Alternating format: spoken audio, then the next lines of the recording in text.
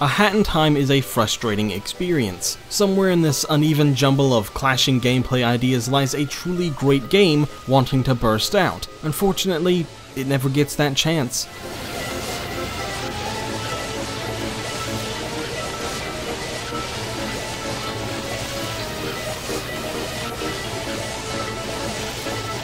A Hat in Time is a 3D platformer styled after older games in the genre, because that's apparently all 3D platformers can be anymore. The basic setup is simple. A girl, simply known as Hat Kid, is traveling through space using magic time devices when one day she's accosted by the Mafia from a fictional representation of Earth. The Mafia damages her ship, which causes her to lose her timepieces. She goes down to Earth to collect them, running into Mustache Girl, who becomes upset when Hat Kid refuses to use the timepieces to fight the Mafia.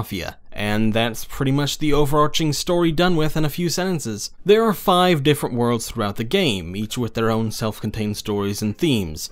These are very well written, and unlike the other disastrous 3D platformer from earlier this year, A Hat in Time is actually funny. This is a light-hearted, fun experience through and through, and it works. You'll run into funny and memorable characters throughout the game, each with their own motivations and unique quirks. However, each of these stories are self-contained, and the real star of the show, Mustache Girl, disappears early on, never to be seen again until the very end. The game is fully voiced as well, with proper English voice acting, not the mumbling guff that's apparently become the new norm for this genre. This adds so much to the characters that it should be a crime not to incorporate full voice acting in all video games. The actors don't chew the scenery so much as they slather it in ketchup and devour it, which pairs wonderfully with the wacky visuals and silly story. Hat Kid herself is a great protagonist, even if she is silent most of the time. She'll occasionally have lines when picking items up in-game, but for the story, she's stone-faced. This is one of those rare, mythical instances where a silent protagonist actually works, though. Rather than the tired excuse of the developer wanting the player to feel like the protagonist themselves, A Hat in Time was designed to use its mute leading lady for comedic effect. Rather than talking, she makes funny faces, fidgets around, or plays with her hat, whatever.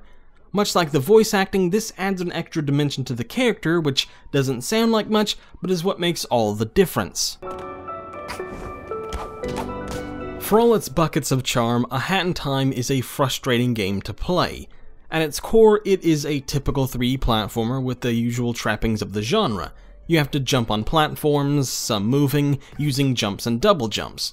There are the occasional gadgets and some special moves like a grappling hook and mid-air dash that propel you forward. You can also run up walls and jump that way too. If you've ever played any 3D platformer before, then you already know the basics. Just like the ill-fated Yooka-Laylee from earlier this year, and many other 3D platformers these days, there are times when it feels like you have no control over what's happening on screen. There are a bevy of camera options from the setting menu that control its speed, how far away you are from the camera, and whether or not you want an auto camera, and for how aggressive that auto camera to be. That's all dandy, and it's one of the best cameras in a 3D platformer in years. Still, the camera can screw you over just as bad as the one in Yooka-Laylee, just not as often. Even with what is supposed to be a 100% manually controlled camera, sometimes it'll automatically spin around when you're jumping on springs or over larger gaps. And it's hard to say how much of this is down to the camera specifically, but a lot of the time I struggled to judge depth, flinging myself off platforms I was thinking were right next to me, only for them to be in reality miles away. And I can't remember that ever happening in a 3D platformer before. It doesn't help when you're trying to climb walls and Hat Kid decides she's going to jump over the top of the wall and fling herself down a bottomless pit. Or when you're trying to jump across a chasm and she bashes her head on a wall, causing her to fling herself backwards down another bottomless pit. Beyond the basics, there's a lot going on here. There's combat as you would expect in any video game really, as well as boss fights at the end of each world. This game takes the kitchen sink approach in a way we've never really seen before in a 3D platformer. There are Metal Gear Solid inspired stealth levels, a murder mystery whodunit section, ghost catching sequences, races, an exploding train level, and then some. If you think all of that makes A Hat in Time sound bloated, you don't know the half of it. This game has the same problem as Unboxed Newbie's Adventure, also from earlier this year.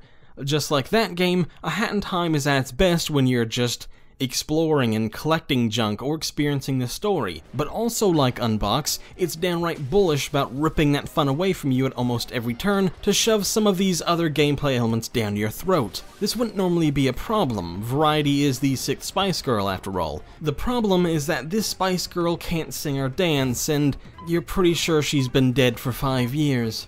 There are no real mechanics in place for any of these features, so they all feel tacked on. The stealth sections are a slog because there's no taking cover or hiding in anything really. Instead, you see the vision cone for your enemies and you just walk around them. That easy. Sometimes they'll spot you anyway, even if you're not in their vision cones, so it just feels random. The ghost hunting involves capturing spirits inside fruit, which turns them into bombs, and then throwing them at blocks of ice. Again, there's no real throwing mechanic, you just kind of lob it a couple of feet in front of you like a ton of bricks, and without the ability to aim where you're throwing, so it just feels off and not right. Just about the only new thing this game has going for it that works are the hats, although new is a loose interpretation. You collect different hats throughout the game that each have different abilities. The starting hat tells you where to go, and you can get other ones that let you sprint, or throw bombs, and so on. There are also badges that give you more abilities, like a grapple umbrella and a parachute umbrella. The umbrella is your main weapon, by the way. You won't be constantly swapping out hats throughout levels, but you'll be doing it enough that it feels like a compelling addition.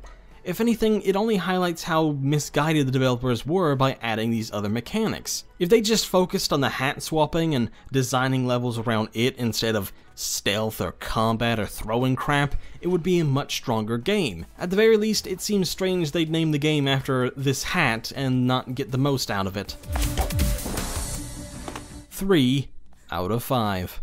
A Hat in Time shows all the hallmarks of an inexperienced developer who didn't understand their strengths, trying to be a jack of all trades. Because of this, the game comes away feeling like a jumbled grab bag of disparate elements that don't quite work. At the best of times, you'll be fighting back a smile on your face, exploring beautifully crafted worlds, and interacting with the equally colorful cast of characters. At the worst of times, you'll fling your controller across the room because you fell down a hole again for no explained reason, or bored out of your mind by the tedious stealth or combat.